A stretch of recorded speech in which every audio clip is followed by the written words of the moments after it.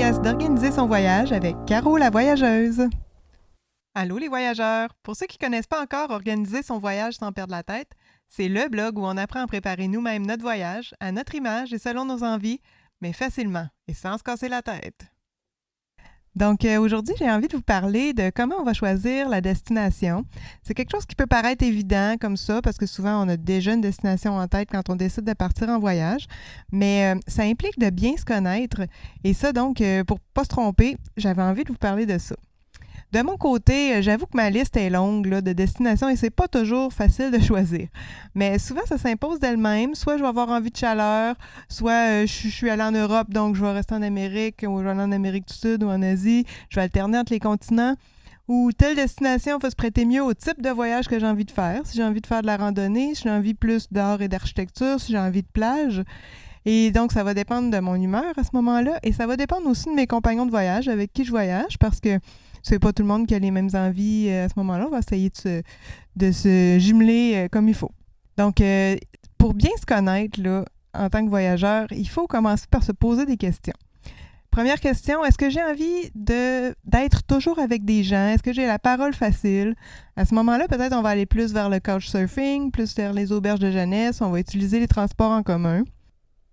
Si on est quelqu'un qui ne veut pas se casser la tête et qu'on a envie de tranquillité, ben on va préférer souvent avoir notre propre chambre d'hôtel, louer un appartement sur Airbnb, puis on va peut-être prendre le taxi plus souvent. Si c'est de confort, de luxe dont on a envie, on va regarder vers les grandes chaînes d'hôtels, puis on va probablement louer notre propre voiture pour être plus autonome et décider exactement où on arrête. C'est certain que parfois, nos envies puis notre budget ne sont pas compatibles. Sauf qu'au moins, en ayant identifié la façon qu'on veut vivre notre voyage, ben, on va être en mesure de faire les compromis budgétaires s'il y a lieu. L'important ici, c'est vraiment là, de se bâtir un voyage à notre goût. D'ailleurs, je trouve ça très important, là, je fais une petite parenthèse, mais d'avoir la discussion sur qu'est-ce qu'on s'attend du voyage, qu'est-ce qu'on a envie de voir et de faire, le rythme de voyage, les modes de déplacement. C'est important d'avoir cette discussion-là avec nos futurs compagnons de voyage. Parce que même si c'est notre meilleur ami, même si c'est notre conjoint avec qui on part, c'est vraiment pas certain qu'on va avoir envie de voyager de la même façon.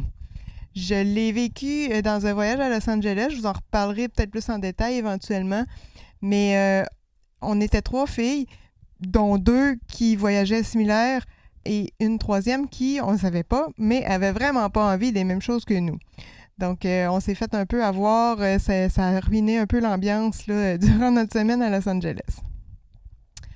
Un autre point qu'on doit considérer quand on veut choisir notre destination, c'est que c'est possible qu'on ne veuille pas voir tous les pays de la même façon. Tu sais, je voyage en Amérique, je voyage en Europe, aucun problème, c'est comme chez nous. Je me sens pas le besoin d'être encadré plus que ça. Par contre, si je m'apprête à faire un premier voyage en Afrique, ben peut-être que je vais vouloir prévoir un tour organisé qui m'amène dans la savane, qui me fait voir des animaux, puis qui me ramène sain et sauf au camp.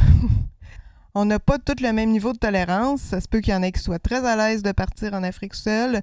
Évidemment, ça va varier là, pour chacun d'entre nous, mais le même fait reste. Il faut se connaître, il faut savoir qu'est-ce qu'on cherche comme voyage, puis ça, ben, ça va nous orienter énormément dans la préparation puis dans l'organisation de notre voyage. Puis quand c'est trop difficile de choisir, là, savez-vous ce que je fais? Je prends le vol pour la destination la moins chère aux dates que je veux et voilà, c'est réglé. Donc à bientôt. Et si vous avez aimé, n'hésitez pas à liker, à écrire un petit commentaire et à partager le podcast. Ça fait toujours plaisir.